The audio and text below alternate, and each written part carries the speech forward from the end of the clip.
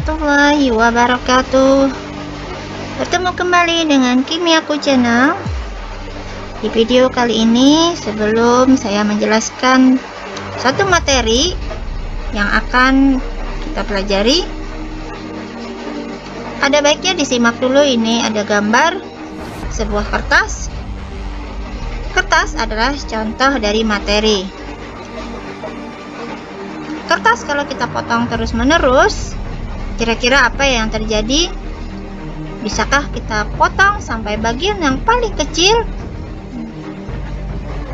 Bagian terkecil dari potongan kertas itu kira-kira disebut apa ya? Nah, di video kali ini saya akan menjelaskan tentang bagian terkecil dari suatu materi. Selamat menyaksikan, semoga bermanfaat. Baik, kita mulai. Kembali di Kimiaku Channel. Pada video kali ini saya akan menjelaskan tentang perkembangan model-model atom dari awal sampai akhir. Model-model atom ini berkembang karena adanya penemuan dari setiap para ahli yang mendukung setiap teori yang dia kemukakan. Apa sajakah itu? Yang pertama, arti atom dulu kita kenal, ya. Atom sebelumnya dikenalkan oleh seorang ahli yang bernama Demokritus. Dia menyebutkan bahwa atom itu berasal dari kata atomos, artinya tidak dapat dibagi lagi. Jadi atom itu adalah bagian terkecil dari materi yang tidak dapat dibagi lagi. Namun, ide Demokritus ini tidak dapat menjelaskan sifat kimia dari suatu materi dan juga tidak didasarkan oleh metode ilmiah. Selanjutnya, perkembangan teori atom dimulai oleh yang namanya John Dalton. Kemudian kita lanjut dulu. Teori atom berikutnya dikembangkan oleh J.J. Thomson. Berubah lagi karena adanya penemuan yang baru, itu model atom dikemukakan oleh Rutherford.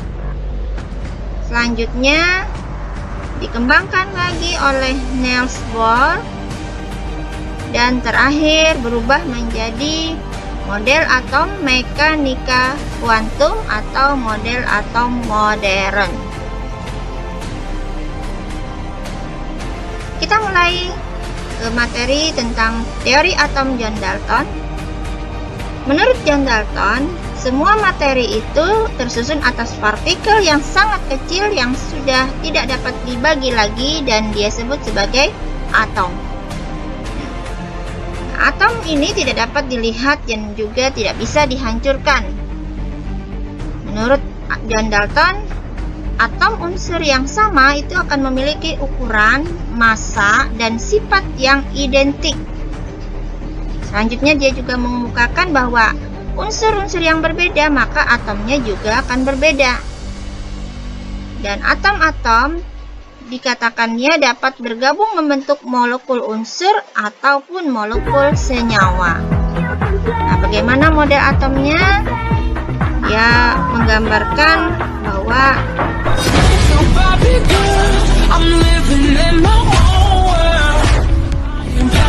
selanjutnya dalam reaksi kimia atom-atom dapat terpisah dan kemudian bergabung.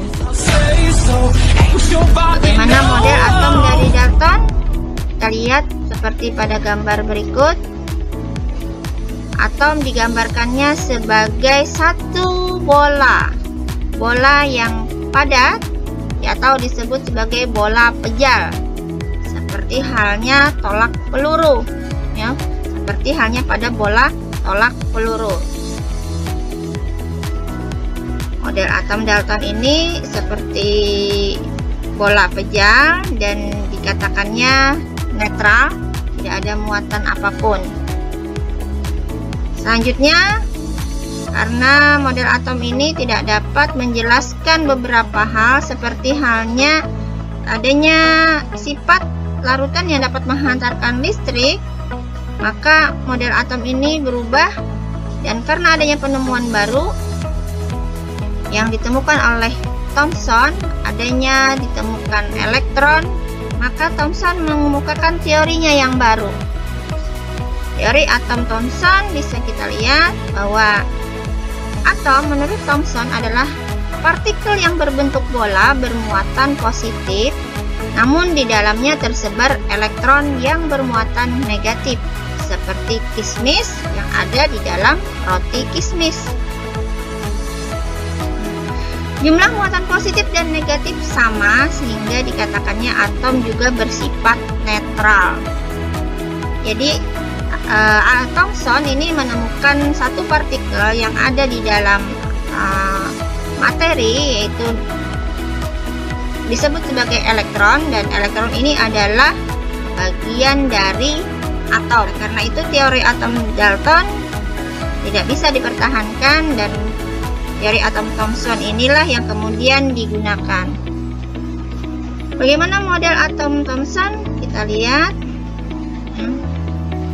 Thomson juga mengibaratkan atom sebagai bola, tadi bola ya, bola. Kemudian di dalamnya ada tersebar elektron. Jadi ini adalah model atom Thomson. Dikatakannya ada elektron tersebar seperti kismis.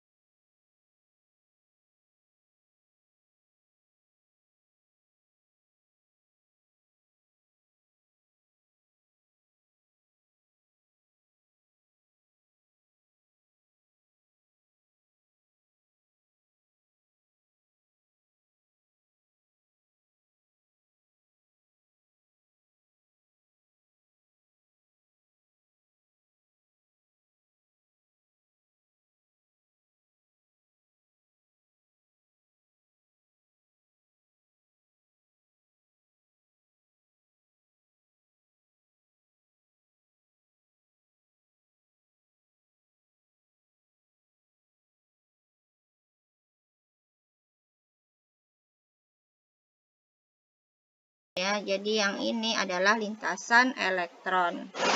Model atom kembali berkembang karena adanya satu alasan yang menurut berdasarkan teori fisika bahwa model atom Rutherford, gerakan elektronnya yang mengelilingi inti itu disertai pemancaran energi, sehingga lama-kelamaan energi elektron akan berkurang dan lintasannya makin lama akan mendekati inti, dan akhirnya elektron bisa jatuh ke dalam inti. Tapi pada kenyataannya elektron tidak jatuh ke inti atom. Model atom Rutherford tidak bisa menjelaskan seperti ini. Oleh karena itu muncullah teori atom baru yang dikemukakan.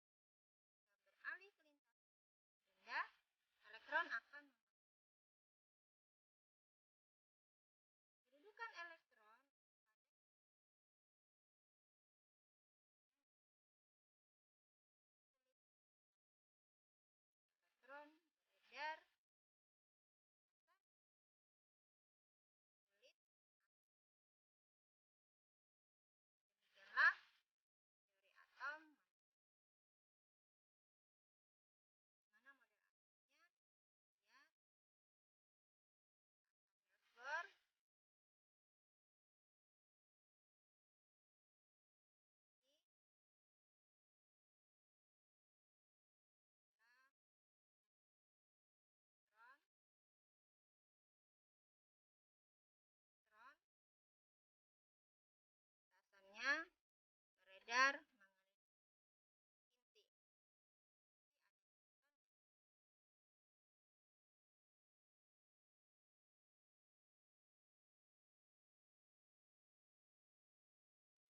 elektron di dalam atom berada pada lintasan yang disebut sebagai kulit atom. Kita lanjutkan ke model atom yang terakhir. Model atom teori mekanika kuantum.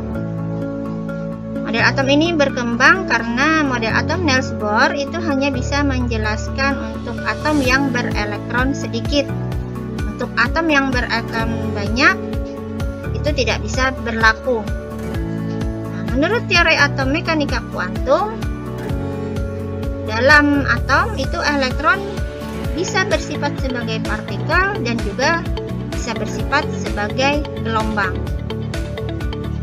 Kedudukan elektron tidak dapat ditentukan secara pasti seperti halnya yang disebutkan oleh Niels Bohr, ya, bahwa elektron itu berada pada satu lintasan tertentu. Menurut teori atom mekanika kuantum, elektron tidak dapat ditentukan secara pasti kedudukannya. Hanya saja elektron bisa ditemukan dalam suatu daerah atau ruangan kebolehjadian ditemukannya elektron dalam atom yang disebut sebagai orbital. Jadi ada satu daerah dalam atom yang kemungkinan di sana ada ditemukan elektron. Daerah itu disebut sebagai orbital. Demikian perkembangan model-model atom. Model atom selalu berkembang berdasarkan adanya penemuan-penemuan baru yang menggugurkan model atom sebelumnya dan muncullah teori atom selanjutnya. Sehingga yang terakhir tadi adalah model atom mekanika kuantum. Lanjutkan pada latihan untuk memperjelas pemahaman tentang teori atom yang sudah dijelaskan. Ini ada soal, ada beberapa gambar, ada beberapa model atom. Yang pertama gambarnya seperti ini, kemudian yang kedua gambarnya yang seperti ini, selanjutnya gambar ketiga dan gambar yang keempat.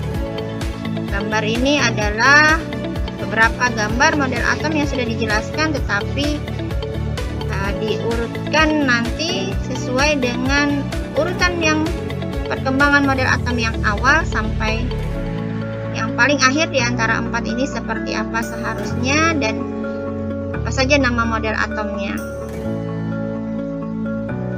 Yang kedua adalah apa sih perbedaan model atom Rutherford sama model atom Thomson, ya.